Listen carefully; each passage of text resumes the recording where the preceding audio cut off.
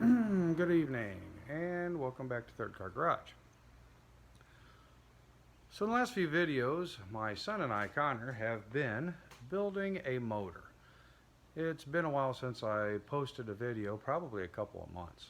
I've been busy, soccer practice for the boy and all sorts of stuff like that, but I got some good information for you today. So here's the deal.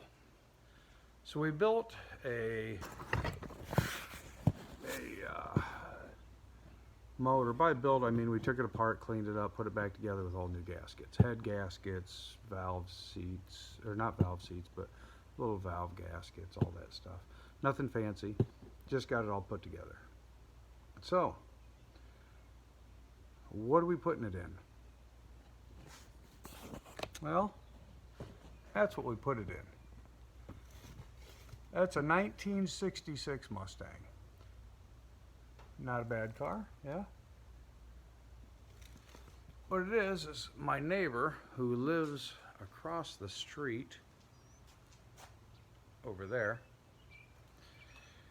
When I had my 64.5 Mustang, and I didn't want to resto mod it because it was too original. So what are we going to do when something's too original? We give it to somebody that wants to restore it back to original. That's what I did with the 64.5. It was just that 260 with power steering, power brakes. I didn't want to screw that up. So what I did is I talked to my neighbor. He had this car. Now, I'm in Kannapolis, North Carolina. The car was up in Richmond, Virginia. 5 hours, I think it took me to go get it. So, me and my friend Rick, who you've seen him a couple videos, he was with me in the 64 Mustang going around the Charlotte Speedway during Auto Fair last year. We ran up there and picked this up. Now, I got to tell you, I got it cheap, $3,500. $3,500 for a 1966 Mustang that's an original 289 car. You probably see the emblems. It actually is a 289 car. If you look right there.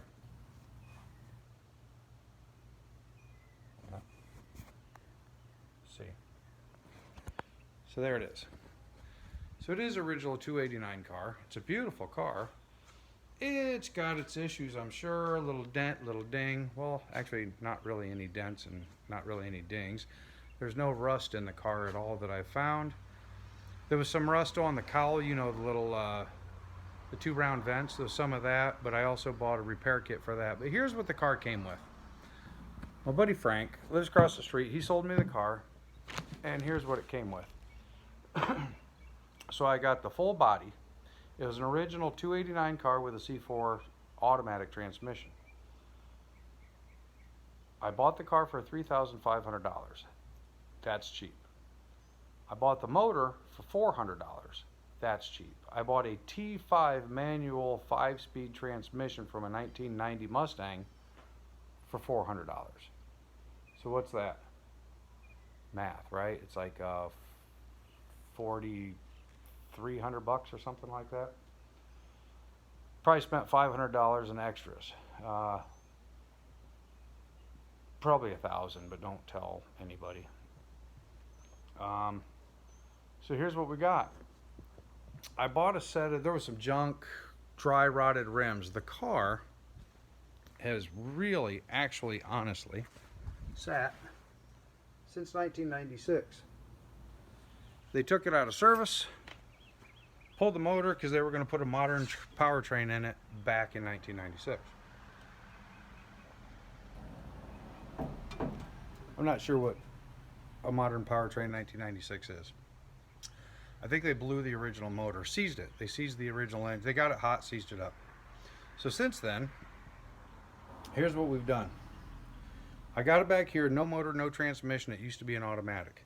So I did a Tremec 5-speed manual swap from a 1990 Mustang. I said that earlier. But here's the deal. There's that 302. Brand new radiator, brand new hoses, went through the whole 302. And by that, I did not just paint it. If you look down in here, you'll see the gaskets are not painted. All right? I actually went through this. You can see it looks pretty good. I've got to wire some things up. I have to, down here I got to get the fuel pump wired in, or got to get the fuel pump, a hose on here, but I'm going to put the filter here. I'm not going to put the filter up top.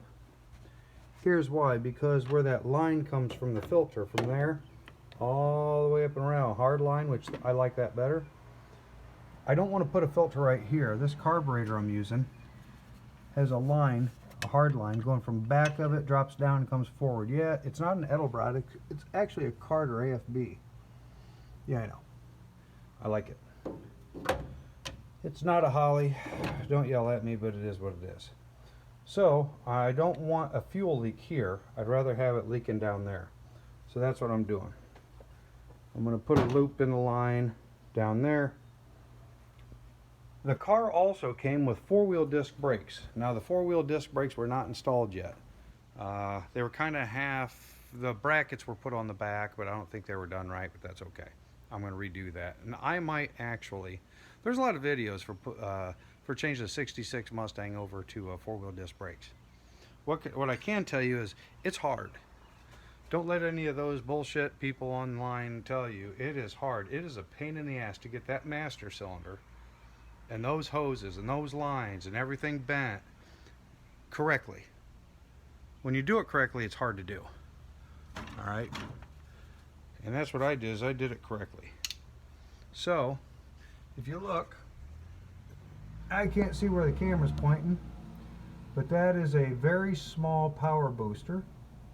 That is a the whole thing was actually purchased. The full four-wheel disc brake kit had the master cylinder, the proportioning valve that's built in that on that lower unit down underneath there. That's a proportioning valve, the booster, these little lines that are over here on this side. That was all part of the purchase, and that all came with the car. And you think that's cool. Check this out. If you look all the way down, see that sway bar? That's a Scott Drake sway bar. That came with the car installed. All of the lower joints, if you look over here, you see the lower control arms, the upper control arms, the springs, the hoses, everything is brand new. The 68 Mustang had the pan dropped in the rear. So I put a brand new oil pan on it. That's a brand new oil pan for the 66. Because the 68, it's up here. The pan goes down there, and this is your cross member up front. So I replaced that. You can see I have 3 pulleys on this pulley from the 68. And yep, I'm going to put air conditioning in the car. So that's another thing. I don't have to buy a pulley. And by the way, I do have an extra pulley for the 3-sheave pulley. I have not started this car yet. I have a brand new starter solenoid, battery. I replaced all the cables. The cable going down to the starter is not installed. Why? Because I can't get the starter to fit, but that's a whole nother story. I could get to that at another time. It's got all brand new shocks, front and back. Now and that all came with the car. I purchased the export brace. I just put it on yesterday and today. So I still have to finish putting the bolts in, but for the most part that's done. And I did what nobody else does. On these towers, the old brace used to stick out here, and you always look in videos, people's brace is still sitting here. Well, I cut them off and I ground them down so they're not in the way, so those aren't sticking out. See, the originals were gone, and I've got the export brace in its place. I had this air filter, so I put it on here. It'll do for now, till I get this fired up, running, and all that. Now, another thing I did is I bought headers for this car. Well, I'm doing this on a budget. Those are Chinesium headers. Do they fit? Yes. Do they rub everything? Yes. They rub against the inside of the, not on the firewall, but on the side bracings. What it is here on these, it rubs here and it rubs here. So you could massage them, but I didn't want to do that. So I went, old schools. I'm not racing this car. I got the AC Cobra. I don't need another race car. Well, we all need another race car. But it's got a 302 in this little Mustang. So what I did is I bought a brand new set of manifolds, because the exhaust, the original exhaust, was still there, and it's in just pretty good, it's in great shape. So I have an original full dual exhaust, or at least, by original I mean it was in the car, and it's probably aftermarket, but it's probably aftermarket from the 1990s. So, but it's a full dual exhaust all the way back. I do not have the GT roll pan in the back. I just have a regular C-code exhaust. It's not a white pipe or anything. It's full dual all the way back with small mufflers. I don't know how it sounds yet. The reason I have not started this is because I can't get the starter to fit. I don't know if you guys have dealt with this or not, but it's a 68 Mustang motor and a 1990 T-5. But I had Modern Driveline. They are phenomenal people. I love Modern Driveline. They help you out. I'm telling you, you call them, Modern Driveline. If you want to do a conversion, call these guys. You know, don't screw around with a lot of the other guys, man. Just call Modern Driveline. They hooked me up. What they did is they got me a flywheel that fits onto the 68 Mustang motor. That is, in other words, 66, 68, it's a 302, okay? So it's got the correct flywheel for that block, and also running, what is the 157 tooth? Is that what it is? So you use your original starter for that motor, for a manual. That's what it is. Now on the back side of the flywheel, it's drilled out in two ways. It's drilled out to accept the original flywheel, I think, but it's also drilled out and pinned to accept the 1990 T-5 5-speed clutch, pressure plate, and throttle bearing. All right, well, it's drilled for the pressure plate because the clutch just floats, and you know how it all works. You know what I mean. So, from CJ Pony Parts, I bought a 51-inch drive shaft that complements this car. Now, the drive shaft's perfect. The problem is you know, it doesn't come with a yoke. So the yoke that I had didn't fit the, 3610 universal joints. So I bought a brand new universal that goes into the, or a brand new yoke, slip yoke that goes into the T5 transmission, but fits a 3610. I think it's 3610. See, I'm 31.6. I don't know. I could look at a box. But that way, they were Spicer, a set of Spicer U-joints. In fact, this is it right here. But I forget what the size was on that. But it's whatever it is that comes on the drive shaft on a 1990 Mustang. So I bought the yoke that would fit. I bought the yoke that fits into the T5, but also has a, I think it's 3610 universals. Well, at the back side of the car, has 3610s or whatever inside the drive shaft. But when I went to put it up to the rear end, guess what? The rear end's a different size also. So the standard Ford 8-inch that this has in it with the 3.0 gears, it's a 3-to-1. Those universals did not fit. Now the reason is because the 3610 has a set of regular everyday cups. You know, you measure the diameter of the cups, 1-inch 25 thousandths or something like that. Well, what happened is mine didn't fit. So what do? So I contacted somebody else. I think and this is a precision universal joint, which I'm sure that's precision. But number 265. Can you read that? Number 265, and what it is, it has something called big cups or big cap.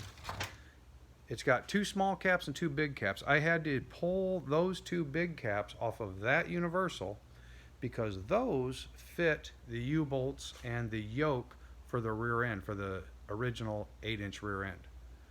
Ford 8-inch. No, mine is not a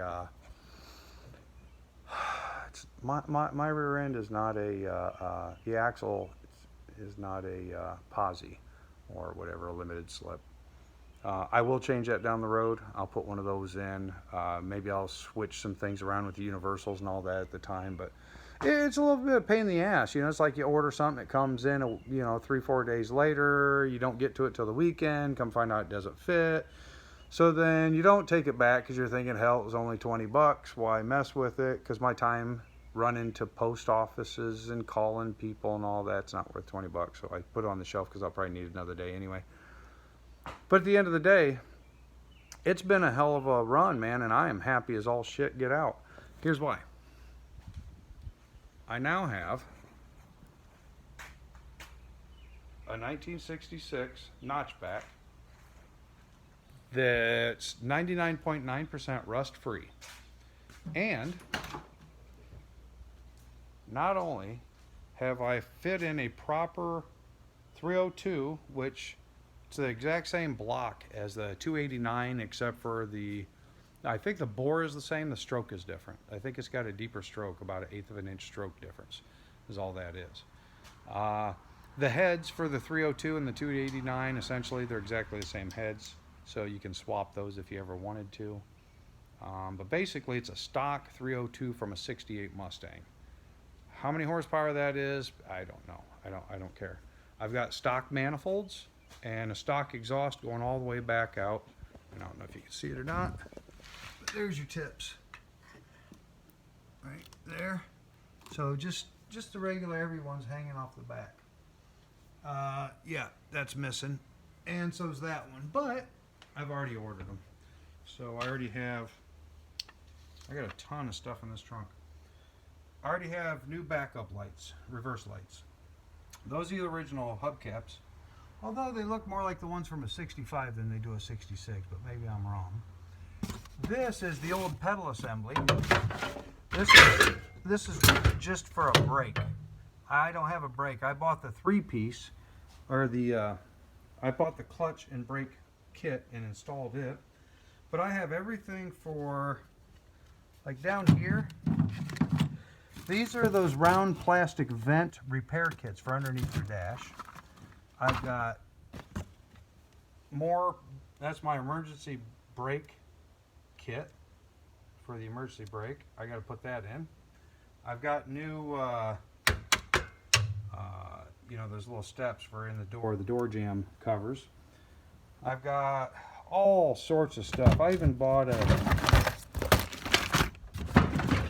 there we go. There's a shim kit. See? Body fender kit.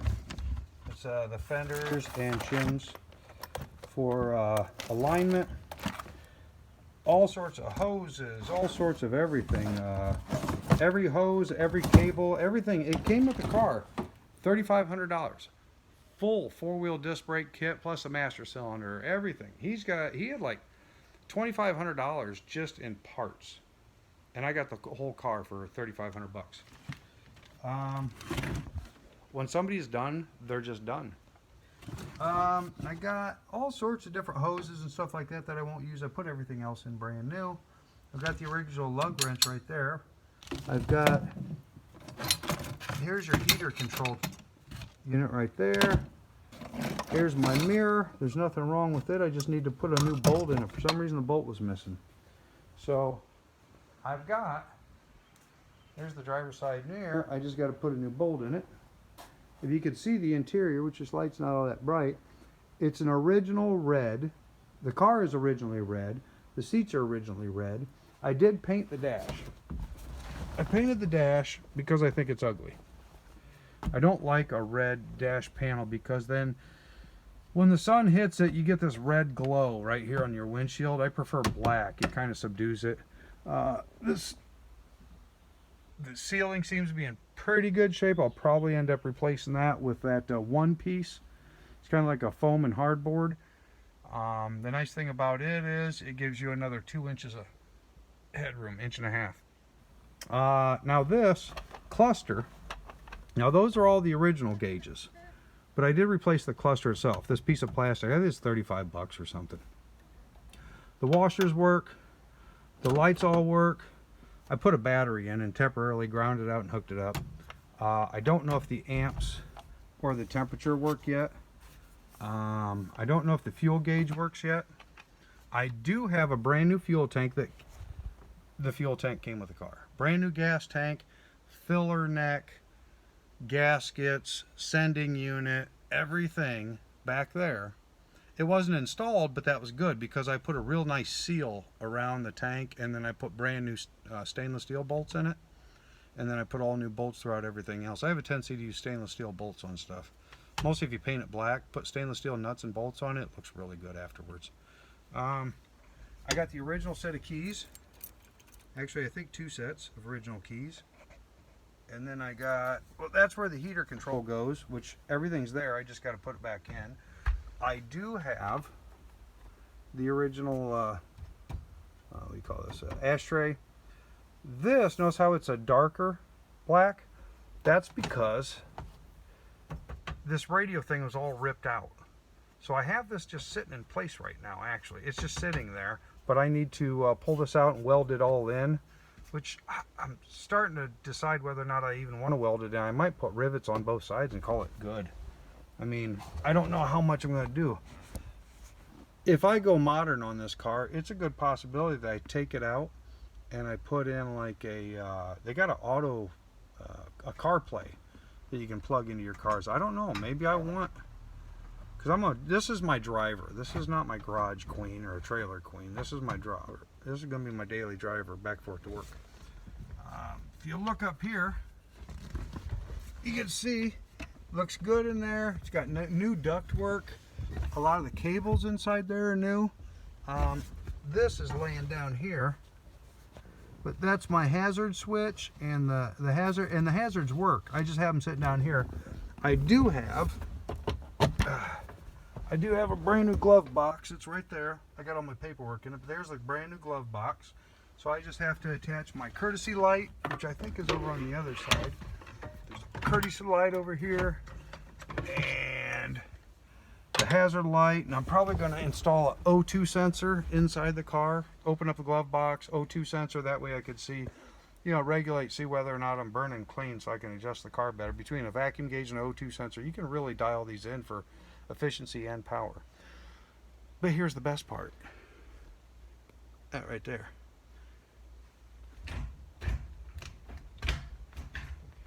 There's my 5-speed. I got my 5-speed, so now I can drive this on the interstate. I could run probably 70 mile an hour at about 22 to 2400 RPM, I think.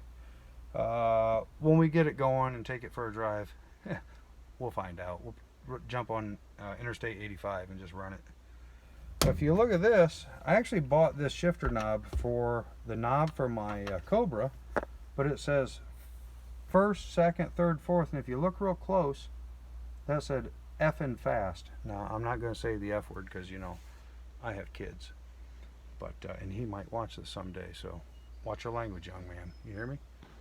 But yeah, it's a lot of people love the fastbacks, and they're a beautiful car, and you know, everybody loves to watch all the great movies, you know, with Steve McQueen busting ass down, or busting butt through San Francisco, and that's great. I love that. I really do. But it's a 4-seater, and I don't know if you know this, but a notchback is a 5-seater. There's actually 3 in the back on a there's 3 seats in the back for a when you got a notchback. But it's a 2-seater, 2+2. It's a 2+2 when you have a fastback. So legally, I can carry 5 people in this car, and you know, my insurance company, you know, I'm sure they want me to stay legal. Not that I'll probably ever put 5 people in this car, but at least knowing I can is fine. And I know now that's not a big reason. Hey, he seats 5 people, get a station wagon. Yeah, I get it. The thing is, I don't know, it's just kind of nice. You got a little more room back there. I mean, if you ever sat in the back of a Mustang, you got some pretty good room. But if you sit in the back of a fastback, not so much. You lose a good foot, you know, about 6 inches on each side of you. You know, that's enough to make it a little uncomfortable. Mostly if you're taking a 2-hour road trip, you know, up to a car show or something like that. But the only thing that I found is I noticed this in the door, driver's side door, is this right here. And I saw an old ad through all my paperwork that said that was a speaker. That was an optional place for a speaker, and I thought, nah, it makes sense that if you open up the door and put in a courtesy light, but a speaker? So, I don't know. If you guys know, you tell me. Yeah, there's a hole right up there in grommets where you could probably run a speaker wire through there. I mean, was that a speaker? Is that a speaker hole? Did somebody make it? I have no idea. But it's real clean in there. All the windows roll up and down and all that. And I painted the steering column black. I still have tape on this. I got the original steering wheel on it. It's got one of these grandpa wraps, and yes, I'm a grandpa, but so I'm probably going to change the steering wheel because I like having that fatter handle.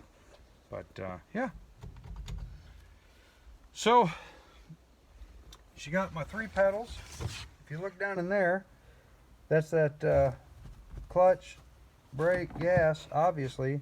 But the nice thing is this bad boy right here, that clutch, which I have to mount this quadrant. See that quadrant? That's Mustang Steve cable for the transmission. Because the old transmission used to push that way, and this one pushes that way. So I got to pull it with a cable. So I bought a quadrant unit through Mustang Steve, and I have to weld that on, which would have been nice if I knew that before I installed my clutch pedal assembly, because man, that stuff, you got to take everything out from underneath, drop the steering column out, you know, and do all sorts of stuff and rotate it just right. And anybody you talk to, that's just an argument. It really is.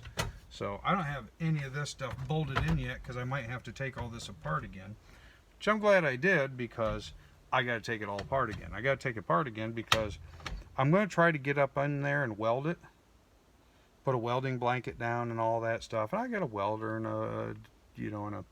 all sorts of crap in here. I got enough crap. But that's what's holding me up. 2 things holding me up. That clutch, which I've not ran yet, which it'll go real quick after I weld the quadrant on. It's just a matter of, and I might video that because there's no good videos out on that. That's one thing that maybe you guys will watch. But I have to mount this. See that? This will get mounted under here like that. And then that cable will run on that quadrant. The cable runs across the top of the quadrant, through the firewall, through that bracket. And then you have basically a 90s Mustang cable is what it is. And it runs down, does a loop, comes back to your transmission, and it pulls your transmission lever, your assembly, your throw-out bearing and everything goes toward the front of the car. But basically that's it. The car still has air shocks on it. It's got hijackers on it. Now I got a brand new set of shocks right there. But this has got hijackers on it, and the funny thing is, not only does it still work, but right there, can you see that? Right there, that's your air inlet valve for the hijackers. You can see my new tank also. And the dual exhaust, which is in really good shape. I mean, it's not even, I mean, it's got surface rust on it from sitting for 20, what is that, 96? So 23, 27 years? Yeah, 27 years. I think that's right. Sitting for 27 years. Will it run? It's got a different motor. I think that's it. All the window, everything works on the car so far. Everything functions. I put, obviously those are modern wheels. These are off of a Mustang. Obviously you see the little Mustang on it, and you see the disc brakes. I'm going to have more videos on that. The big thing about these wheels is they don't fit. They fit as long as you put a 1-inch spacer behind them. So I bought some of those, you know, Chinesium 1-inch spacers so I could bolt it all together.